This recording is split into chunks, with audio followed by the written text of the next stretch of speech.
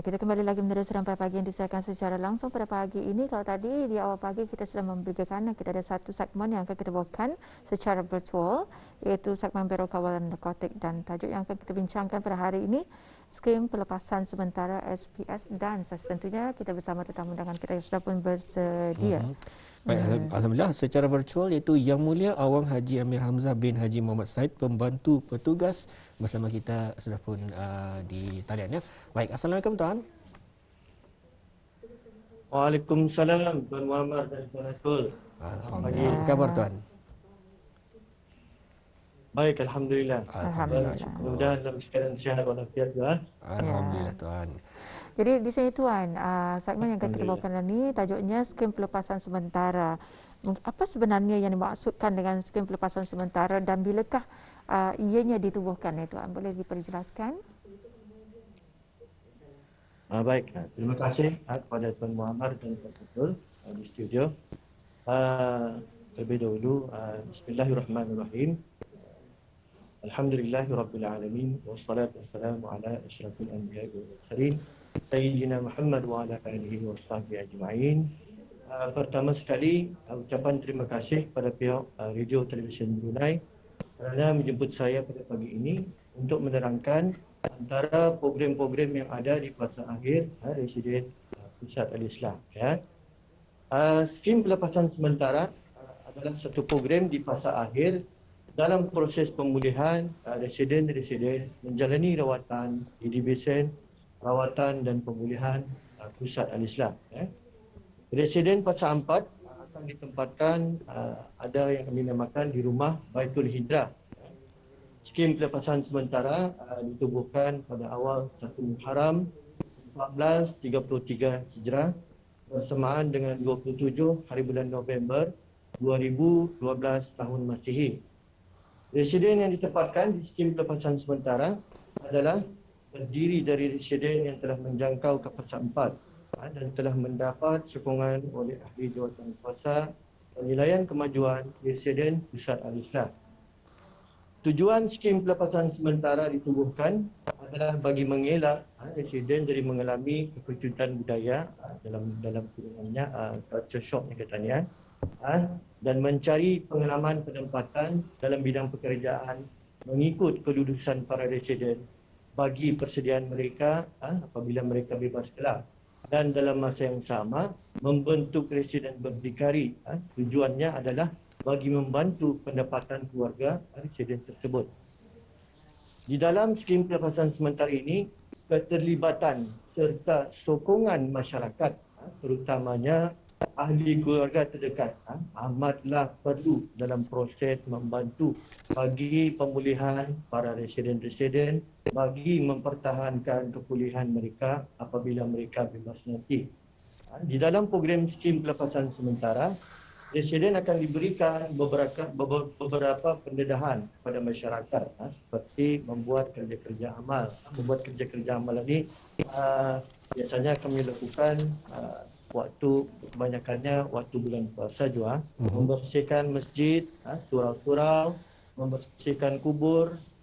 Daripada itu, durang ini juga akan keluar sembahyang fardu subuh. Fardu subuh setiap pagi Jumaat. Setiap pagi Jumaat, dan selepas itu durang akan keluar solat Jumaat di masjid yang berdekatan sahaja.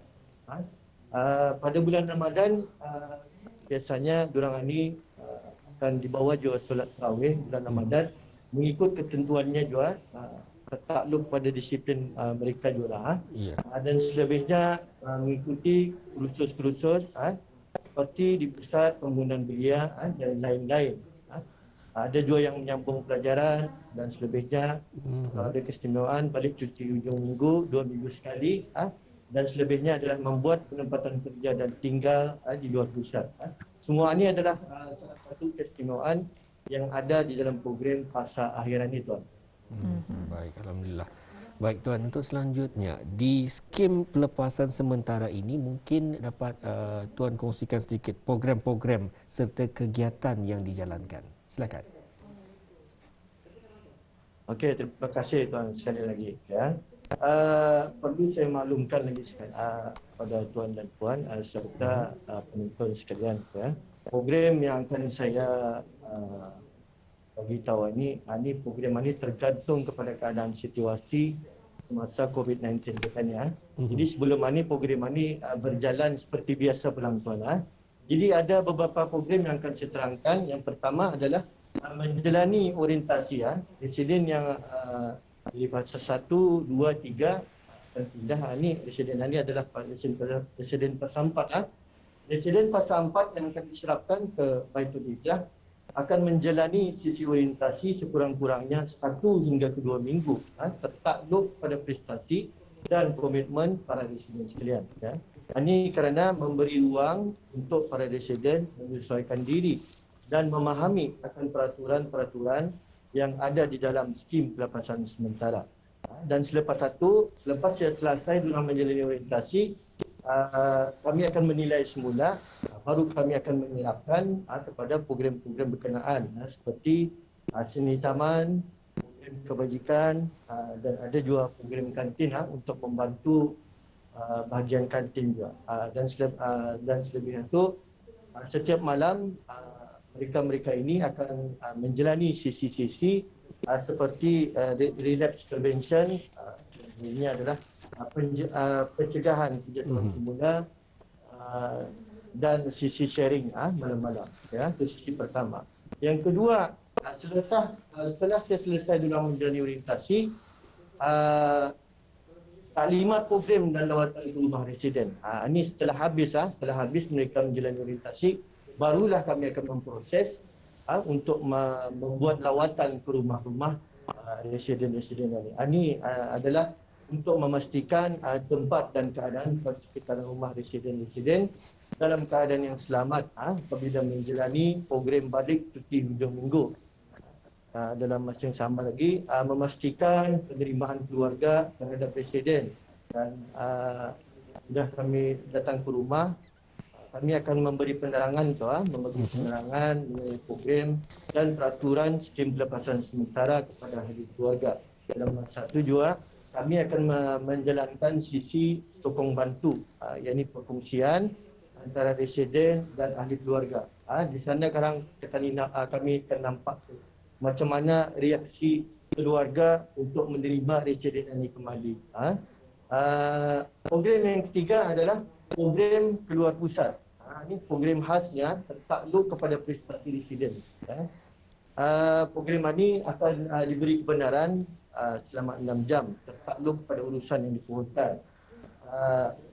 Kecuali keluarga terdekat sahaja yang dibenarkan untuk mengambil dan menghantar residen. Ini kerana untuk kami mengenal pasti, kami tidak mahu kawan-kawan ataupun sepupu pun kami tidak menyuruh itu sebenarnya.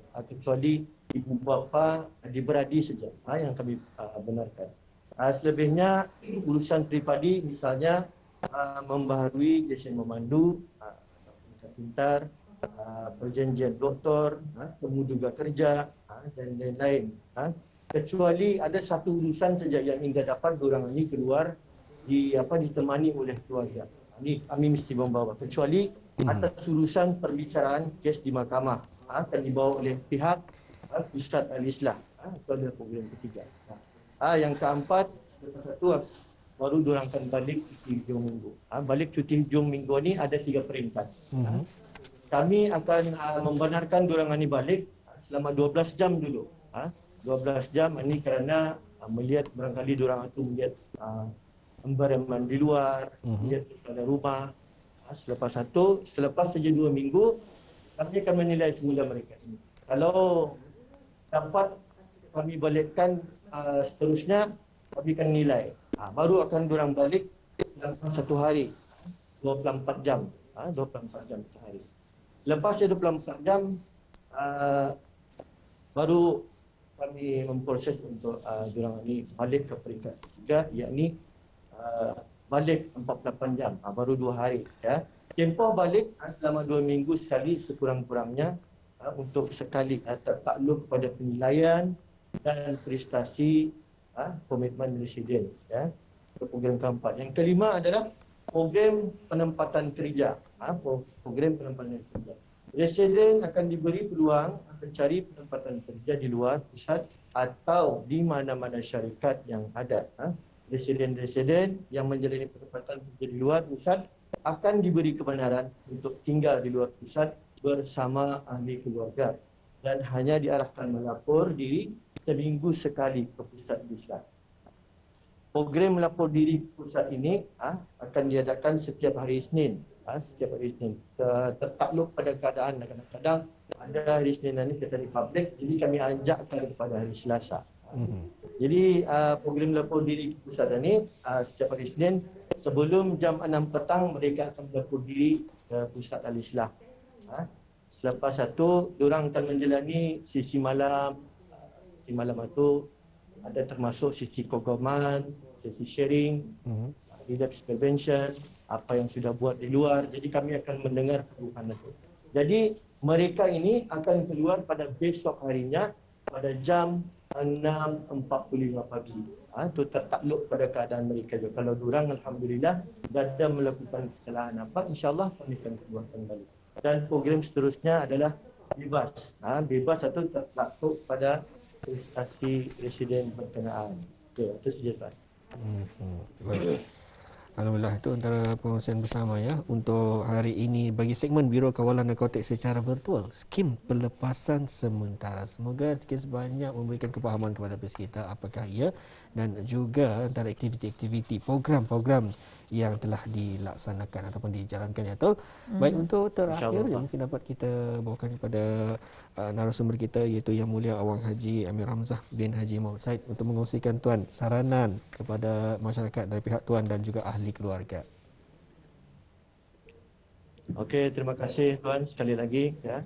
Division Rawatan dan Pemulihan Pusat Al-Islah, yakni Biro Kawalan Narkotik sudah berusaha memberikan program rawatan dan pemulihan serta pendidikan ajaran agama bagi bekalan dan membentuk jati diri serta kekuatan mental agar mereka diterima oleh keluarga dan masyarakat. Walau bagaimanapun, saya tekankan sekali lagi, keluarga dan masyarakat memainkan peranan penting dalam sama-sama membantu proses rawatan dan pemulihan. Ya. Saya ingin memetik satu ayat dari surah An-Nahl, muka surat 281 ayat 119 yang berbunyi sesungguhnya Tuhanmu mengampuni bagi orang yang mengerjakan kesalahan kerana kejahilannya. Kemudian mereka bertaubat setelah itu dan memperbaiki dirinya. Sesungguhnya Tuhanmu setelah itu benar-benar Maha Pengampun bagi Maha Penyayang. Dari petikan ayat itu dapat saya simpulkan bahawa Allah sentiasa membukakan pintu rahmat dan pintu pengampunan bagi hamba-hambanya yang bertaubat setelah melakukan kesilapan dan kelalaian di zaman silamnya. Jadi semoga keluarga dan masyarakat dapat menerima kembali mereka ini. Tidak ada manusia yang sempurna, tidak ada manusia yang tidak pernah melakukan kesilapan. Kepada sahabat-sahabat akan dapat istiqamah menjalani recovery ini. Amin, amin. Ya Rabbal Alamin. Ya, amin, amin. Mungkin itu saya daripada saya. Baik, terima kasih Tuan dengan penjelasan yang telah pun dibawakan iaitu skim pelepasan sementara SPS dari Biro Kawalan Narkotik dengan penjelasan sebentar tadi. Jadi ribuan terima kasih kami ucapkan kepada Yang Mulia Tuan Awang Haji Amir Hamzah bin Haji Muhammad Said iaitu selaku pembantu petugas. Jadi kita jumpa lagi. Assalamualaikum Tuan. Waalaikumsalam warahmatullahi wabarakatuh Tuan Muhammad dan Puan Atul.